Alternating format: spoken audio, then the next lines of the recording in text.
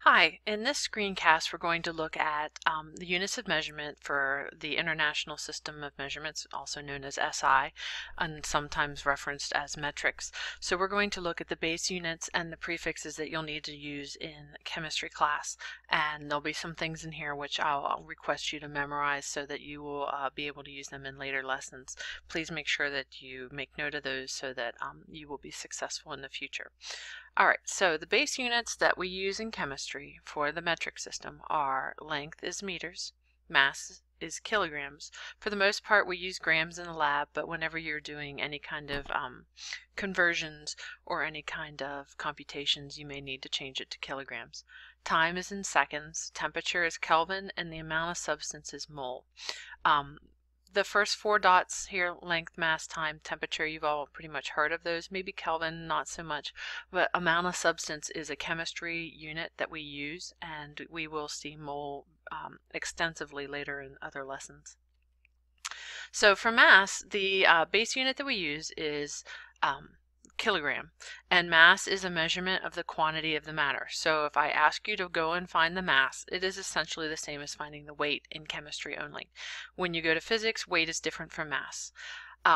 We will be using grams when we measure in class because our scales measure in grams, but for the most part the standard unit is kilograms. Weight is, as I said, is a measurement based on the gravitational pull of the matter, so you have to add an extra layer of computation, and we don't worry with it here in chemistry, but in physics you will need to take that into account. Length, the SI unit for length is meter, and so you can change from meter to kilometer, you can change to centimeter, you can change to millimeter, depending on the distance that you're measuring. If you want to measure a distance that is very long, you would measure it in kilometers. If you're looking at something that's smaller, you go centimeters or millimeters, and there are many other prefixes that you can apply to meter depending on the size of the substance that you're trying to measure. Here are some of the other conversions that you might have heard of for the base units. For instance, meters, seconds, moles. You can apply, on the right side you see centimeters, so centi, milli, micro, nano, and pico. On the left side you see giga, mega, and kilo. You've probably heard of gigabytes and megabytes. They are also a prefix applied to bytes that allows you to know the conversions.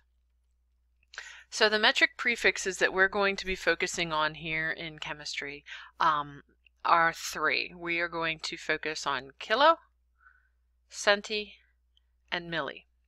Okay, so you have probably heard King Henry died belly up drinking chocolate milk, and those reference the prefixes in order for metric system: kilo, hecto, deca, base unit, deci, centi, and milli.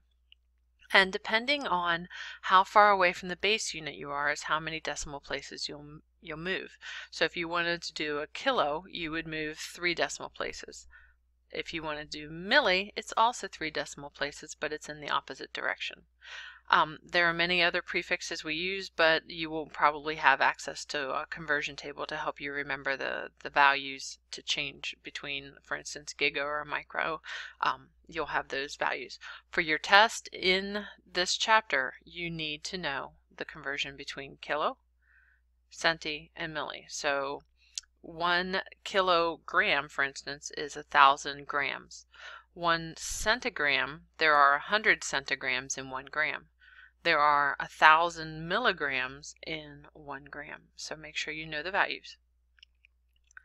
Alright, so how to practice moving decimals to convert units. Here's an example. You measure the table to be 59 centimeters. What is the value in meters and also then in millimeters?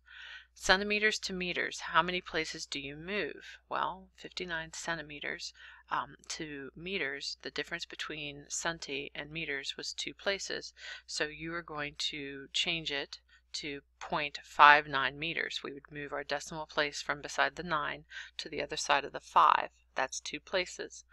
So if we were going from millimeters to meters, we would need to move 3 places.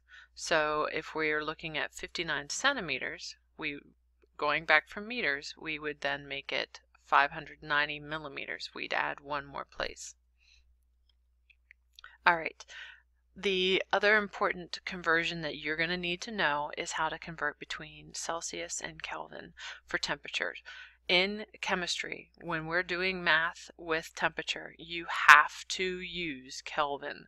There is no other answer that's going to get you a right answer. Here's why. Kelvin is based on a value of absolute zero, and so there are no negative values for Kelvin. You can use Kelvin in a mathematical computation because we really never reach zero. So if you're multiplying by a temperature and you have to use Celsius, zero is pretty common, and you cannot multiply by zero and get an answer. Just like if you multiply by a negative Celsius value, you're going to get a negative mass maybe, and that doesn't work. So we will always convert from Celsius to Kelvin using this equation. Kelvin equals Celsius plus 273.15. So an example here is what is 25 degrees Celsius in Kelvin. So you take the equation K equals Celsius plus 273, and you would substitute in the 25 degrees that they've given you in Celsius, and then you get a Kelvin value of 298. You will want to make sure that you know how to convert Kelvin to Celsius, as well as that you can convert between kilo, centi, and milli. Thank you, and see you later.